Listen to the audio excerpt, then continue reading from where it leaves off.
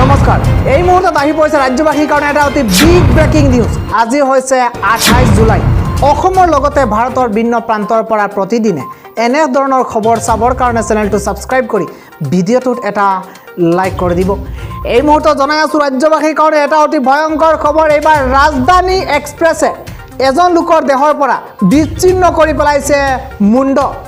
এই মুহূৰ্তত জনাই আছো এটা বিগ ব্ৰেকিং নিউজ নামনি মোৱা ৰাজধানী এক্সপ্ৰেছে কাটি টুকুৰা টুকুৰ কৰিছে এজন লোকৰ মূৰ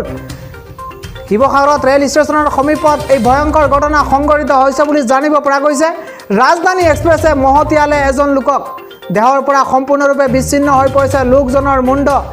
16/1 আৰু 16/2 ৰেলৱে ট্ৰেকৰ মাজত সংঘটিত হৈছে এই শোকাবহ ঘটনা বৰ্তমান সময়লৈকে লোকজনক চিনাক্ত কৰিব পৰা নাই আৰু ঘটনা সন্দৰ্ভত আৰক্ষী ইতিমধ্যে তদন্ত অব্যাহত ৰাখিছে এটা অতি ডাঙৰ খবৰ জনাইছো ৰাজধানী এক্সপ্ৰেছে মহতিয়াই দিছে এজন লোকক আৰু তাৰ পিছতে লোকজনৰ শৰীৰৰ পৰা মুণ্ড টুকুৰা টুকুৰ কৰি পেলাইছে এটা অতি ডাঙৰ খবৰ এটা শোকাবহ ঘটনা সংঘটিত হৈছে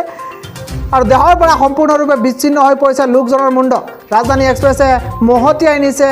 এই লোকজনক শিৱসাগৰৰ ৰেল ষ্টেচনৰ সমীপত সংঘটিত হৈছে এই ভয়ংকৰ ঘটনা